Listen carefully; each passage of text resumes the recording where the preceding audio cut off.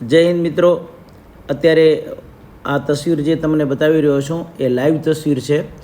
Video તમને નથી બતાવી શકતો કારણ કે કોપીરાઇટ આવવાના કારણે। તો અત્યારે દેશભરમાં એટલો બધો વરસાદ થયો છે, બરાબર, પણ વરસાદ થયો ને એ બહુ સારી વાત છે અને વરસાદની જરૂર પણ છે, પરંતુ જ્યારે અતિવૃષ્ટિ થાય ત્યારે એ હંમેશા હાનિકારક હોય છે। અત્યારે હું તમારી સાથે વાત કરી રહ્યો છું ત્યારે હું આ વિડીયોઝ લાઈવ જોઈ રહ્યો છું મારી સામે કે આ જે દ્રશ્યો સર્જાઈ રહ્યા છે। તો આવો આપણે વાત કરીએ કે આ પૂરગ્રસ્ત જગ્યા ક્યાં છે અને ક્યાંક અને 7 જણાના મૃત્યુ થયા છે।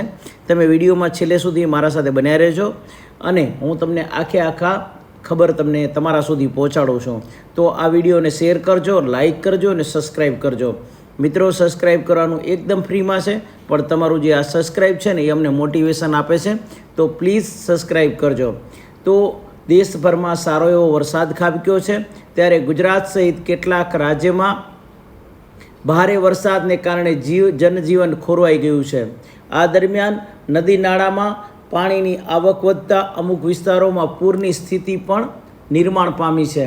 જ્યારે દક્ષિણ ભારતના આંધ્રપ્રદેશમાં અતિ ભારે વરસાદને લઈને બુડામેરુ વાગુ નદીમાં પાણીનું સ્તર વધવાથી વિજયવાડાના વિવિધ ભાગોમાં પૂર જેવી સ્થિતિ સર્જાઈ છે, જેમાં આંધ્રપ્રદેશના 5 જિલ્લાના 294 ગામડાઓમાં 13,227 લોકોને સુરક્ષિત રીતે બહાર કાઢવામાં આવ્યા છે।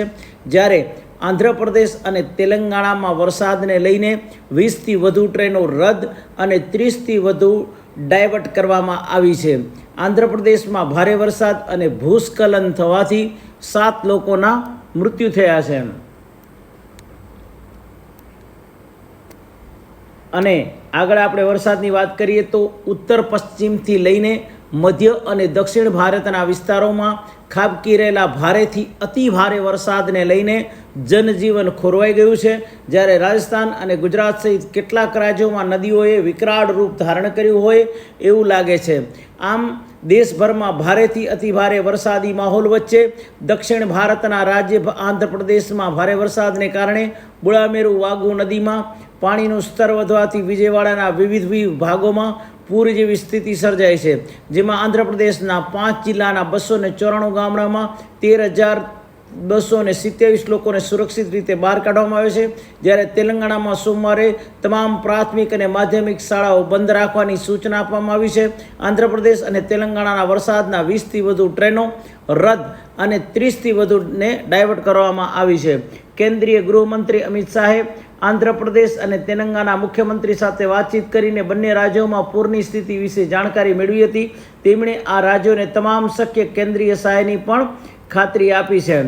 ચંદ્રાબાબુ નાયડુએ અધિકારીઓ સાથે બેઠક કરીને રાજ્યની હાલતની સમીક્ષા કરી છે। ત્યારે ગૃહમંત્રી વાંગલાપુડી અનિતાએ જણાવ્યું હતું કે NTR કૃષ્ણા, બાપટલા, ગુટુરુ અને પલાનાડુ જિલ્લામાં પાણી ભરાયેલા વિસ્તારોમાંથી બહાર કાઢવામાં આવેલા લોકો માટે 100 પુનર્વસન કેન્દ્રો સ્થાપવામાં આવશે। આ સાથે 61 મેડિકલ કેમ્પ લગાવવામાં આવ્યા છે। ભારે વરસાદને કારણે અત્યાર સુધીમાં 9 લોકોના મોત થયા છે। પોલીસ, NDRF અને SDRFની ટીમ દ્વારા પૂરગ્રસ્ત સ્થળોમાં 600 લોકોને બચાવ્યા છે। જ્યારે NDRF અને SDRFની 17 ટીમોએ 7 જગ્યાઓમાં અને અલગ અલગ જિલ્લાઓમાં 22 ડૂબી ગયેલા સ્થળોએ બચાવ કામગીરી હાથ ધરી હતી। રાજ્યના માનવ સંસાધન મંત્રી નારા લોકેશે કહ્યું હતું કે અમે સંકટને ટાળ્યું છે। નિરીક્ષણ બાદ આંધ્રપ્રદેશના મુખ્યમંત્રી અને ચંદ્રાબાબુ નાયડુએ કહ્યું કે બુડામેરુ નહેરનું પાણી વિસ્તારમાં ફેલાયેલું હોવાથી મોટી સમસ્યા સર્જાઈ છે। હજારો લોકો તેમના ઘરો અને છત પર ફસાયેલા છે। હું દર કલાકે પરિસ્થિતિ પર નજર રાખું છું। આ દરમિયાન તેમણે ગત સરકાર પર નિશાનો તાકીને કહ્યું કે આ આપત્તિ કુદરતી કારણો અને બુડામેરુ નહેરની અગાઉ સરકારની ઉપેક્ષાનું પરિણામ છે। તેલંગાણામાં સમુદ્રમ અને મહબૂબાબાદ વચ્ચે રેલવે ટ્રેક ધોવાઈ ગયો છે, જેના કારણે દિલ્હી વિજયવાડા રૂટ પર તમામ ટ્રેનોને રોકી દેવામાં આવી છે। જ્યારે 6 ટ્રેનો રદ કરવામાં આવી હતી અને 9 આંધ્ર તેલંગાણા વચ્ચે ડાયવર્ટ કરવામાં આવી હતી। આ દરમિયાન દક્ષિણ મધ્ય રેલવેએ રવિવારે 1 સપ્ટેમ્બરે કુલ 20 ટ્રેનો રદ કરી હતી અને 30 ટ્રેનનો ડાયવર્ટ કરી હતી, જેમાં રૂટ બદલવામાં આવેલી ટ્રેનોમાં દાનાપુર બેંગ્લોર, નિઝામુદ્દીન કન્યાકુમારી, CST મુંબઈ ભુવનેશ્વર અને તામ્બરમ હૈદરાબાદ એક્સપ્રેસનો સમાવેશ થાય છે. અને બીજી વાત એ કે IMDએ સોમવારે 2 સપ્ટેમ્બરે રાજસ્થાન, હરિયાણા, ચંદીગઢ, પંજાબ, ઉત્તરાખંડ, હિમાચલ પ્રદેશ, જમ્મુ અને કાશ્મીર, કર્ણાટક, કેરળ, મહારાષ્ટ્ર, ગુજરાત, મધ્યપ્રદેશ, સિક્કિમ, પશ્ચિમ બંગાળ અને પૂર્વોત્તર રાજ્યોમાં મણિપુર, આસામ, નાગાલેન્ડ, ત્રિપુરા, અરુણાચલ પ્રદેશ અને મેઘાલયમાં ભારે વરસાદને લઈને એલર્ટ જાહેર કર્યું છે. અને આ સાથે ગુજરાતના અનેક જિલ્લાઓમાં આગામી 3 દિવસ ભારેથી અતિભારે વરસાદને લઈને ઓરેન્જ અને યલો એલર્ટ જાહેર કરવામાં આવ્યું છે.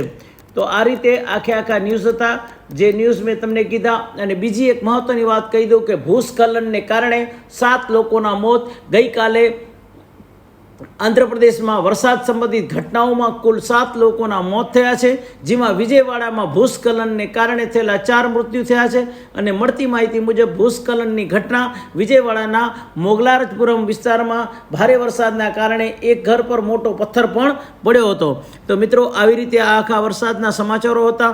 અને જે વરસાદને લઈને ખૂબ તબાહી થઈ રહી છે, ખૂબ પબ્લિકને પ્રોબ્લેમ થઈ રહ્યા છે, અને જેટલી પણ ટ્રેનો ડાયવર્ટ થઈ ગઈ છે અથવા તો રદ થઈ ગઈ છે, તેને લીધે પણ આમ જનતા ખૂબ જ હેરાન અને પરેશાન છે.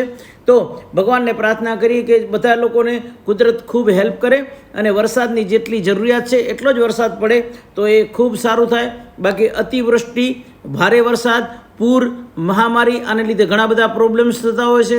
એના લીધે જમવાનું કેવી રીતે બનાવવું, પછી કેવી રીતે રહેવું, કેવી રીતે શું, કારણ કે જ્યારે સમજી લો કે 4-4 ફૂટ, 3-3 ફૂટ જ્યારે પાણી ભરાઈ ગયા હોય તો વ્યક્તિને સૂવું ક્યાંક ને, રહેવું ક્યાંક ને, ખાવું ક્યાંક ને, એટલે આવી અનેક સમસ્યાઓનો સામનો કરવો પડે છે. તો મિત્રો, આ વિડીયો તમને સારો લાગ્યો હોય તો લાઈક, સબસ્ક્રાઈબ અને શેર જરૂર કરજો. જય હિન્દ.